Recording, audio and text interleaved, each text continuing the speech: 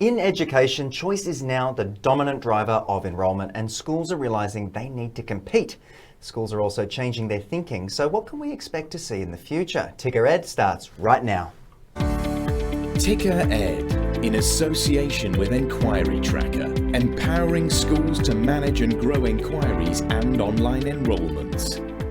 Welcome back to Ticker Ed, where we will be unpacking and examining the way we teach, listen and learn from primary education through to university and beyond. And whilst Enquiry Tracker is the presenting sponsor of today's program, the opinions expressed in the following segment are of course our own. And we've seen a shift from how parents used to choose schools. Choice is now the buzzword in education, and within that context, schools need to be proactive in engaging with their families, increasingly viewing them as customers, valued customers, with long-term relationships, of course. And joining me now is my regular co-host and co-founder of Enquiry Tracker, Greg Campitelli. And today's topic, enrolment trends, a marketplace. I like this one.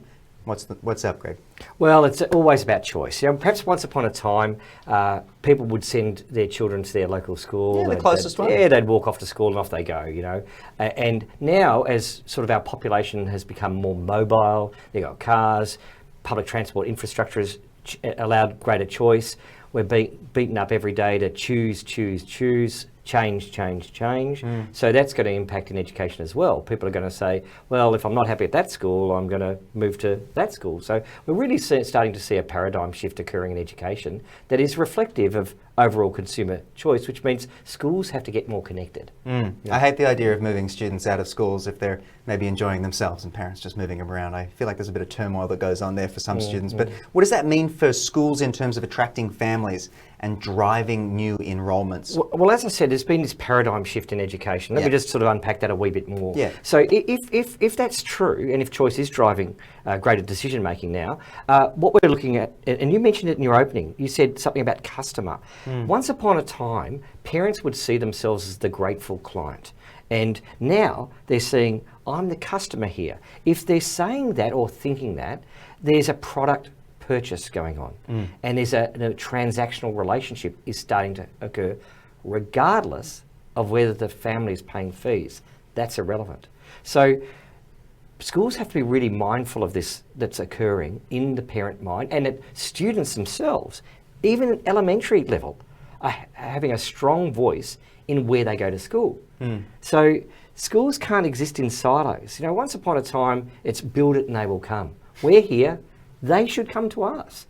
Now, organisations, not just schools, elementary, secondary, universities, they have to reach out and get connected. They have to build bridges into their community and, really become welcoming and more inviting. I'll give you another statistic. Schools, there's 168 hours in a 7-day week. What, schools are open for 40 or 50 of those hours? Isn't that remarkable? Mike, they are more closed than they are open.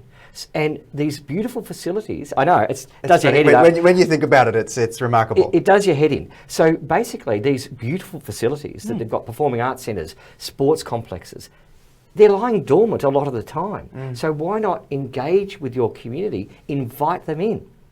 What a great moment to bring in our guest. Done and dusted. Well, perfect time, as Greg's mentioned, to bring in our guest for today to give us a little bit more insight into the importance of engaging with your community and, of course, being inclusive as well. Let's welcome Bryan MacDonald, CEO of the company SchoolMint, key partner of Enquiry Tracker, and he joins us from Lafayette, Louisiana, in the USA. Welcome to you, my friend. Thank you. Happy to be here. Bryan, first up, tell us a little bit about SchoolMint and the work that you guys get up to. Yeah, absolutely. SchoolMint was founded, as all great companies were, to solve a problem. And there were two entrepreneur parents who were trying to enroll their students in a school district and could not navigate the process. They had a hard time finding out what schools were even an option for them. They didn't know what was different about one school versus another. They had to go physically to each school one at a time and fill out the same application packet over and over and over again. And once they filled the packet out, they didn't get communication back from the schools, and they didn't know if they were accepted or not accepted. And they thought there had to be a better way. And SchoolMint was born out of that need for parents to find a better way. And since then, we have grown significantly because, as it turns out, schools and parents need that service. And as Greg said so clearly, choice really is driving the education market now. And that brings along with it a whole lot of differences that SchoolMint is happy to help out with. And Bryan, I know that SchoolMint are working with, I mean, education market in the United States alone is, 130 odd thousand schools, and I know you're working with about 16,000 schools across the states. I mean, that's a phenomenal situation. And at Inquiry Yeah, Tracker, it's close to 18,000 now, Greg. Wow, 18, wow, that's growing fast. So I know at Inquiry Tracker, we really understand you've got to build this longitudinal relationship with families that might steward them over 1 week, 1 month, 1 year, 5 years before they're starting at your college. So what are you seeing are the dominant drivers of choice in the marketplace at the moment? Well, it's a combination of things, but we're seeing a number of trends. And of course, the COVID pandemic that we went through accelerated what I would describe as a decade worth of those changes into a very short period of time. But we're seeing charter schools becoming available. You mentioned funding. The days where a parent had to pay out of pocket unless they went to their neighborhood school are also long gone. And so we see charter schools, charter management organizations, we see private schools becoming more accessible, and almost all public districts are now supporting choice within their own public schools. And so parents have a huge range of options that even as recently as a few years ago, they just didn't have. Yeah. Bryan, in today's market, schools need to differentiate themselves. It's a very important part of how this works. How do they best do that based on what you've seen? Yeah. It's a great question. And, the answer is in multiple parts. And first, it starts with those schools really identifying who they are and what they specialize in and what makes them different than other schools. How do they highlight their own unique value? Once they know who they are, then they start with getting that message out, getting it on the web, getting it out into social channels. Parents increasingly are looking online at places like Facebook, even TikTok videos, to try to determine what their choices are. And so creating that discoverability and awareness is really important. And once those parents begin to express interest, it is critically important to track those inquiries and provide great customer service and customer response. If a parent can't call and get a person on the line, or they send an email and the email's not answered, if they inquired about an open house or a back to school event and didn't get any follow-up, they're very likely to keep going and choose a different school. And it's what's so exciting about what Greg and Inquiry Tracker are doing, because I think that's a key part of keeping those parents interested and highlighting where each school may fit and why that school should be selected.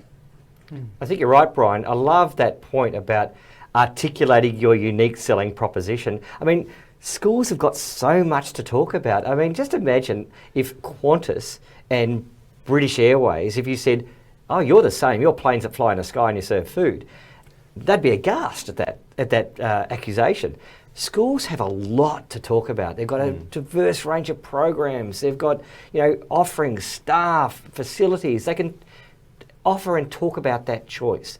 But they also, Bryan, have to be good listeners. They have to really listen to what is interesting to parents. Don't just talk about what is you're on about. Be a good listener about what the parents are looking for. So what are those things that they should be doing in order to be a good listener? It's so true. And I think it's really understanding what's important to parents in a particular area. And it does go hand in hand with those programs and those unique abilities. Schools are beginning to differentiate themselves, and some of them focus on, for example, dual language immersion or science and technology or performing arts. And listening to what parents care about is really important to continuing to make sure those parents are choosing to pick the school. And it can range from things that we would all recognize as obvious and things that we might not, like the food in the cafeteria or the availability of snacks and whether they're healthy or not. I mean, it really ranges. And unless you're listening to the parents as a school, you won't know what really matters to the parents whose kids you're trying to serve. Well, Brian, as we've touched on, parents are increasingly seeing themselves as the customer more and more. What do schools need to do to address that shift actively, proactively? They are increasingly adopting the same kinds of competitive measures that businesses do. And it ranges from branding, marketing, discoverability, search engine optimization, all terms that schools never thought they'd have to tackle. And then really getting parents into effectively what many businesses call a CRM, which is a customer relationship manager. And that's exactly what those parents are. And so who looked and what did we respond with, and how often are we following up with them, and how are we making sure that the parents know we're still here. All of those things schools are increasingly realizing they need to do.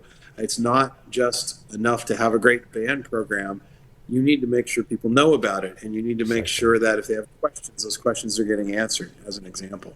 I like to think my performances in the high school play with bringing in people, but that's a talk for another time. Brian, thank you so much for joining us on the program today. Absolutely. Thank you for having me. Greg, it was terrific to discuss this today. Now, have you got some Ticker Ed top tips for us just to wrap the program? Always, Mike. Here are my top tips. Ensure you articulate what makes your school special. Reach out and engage with community. Be connected.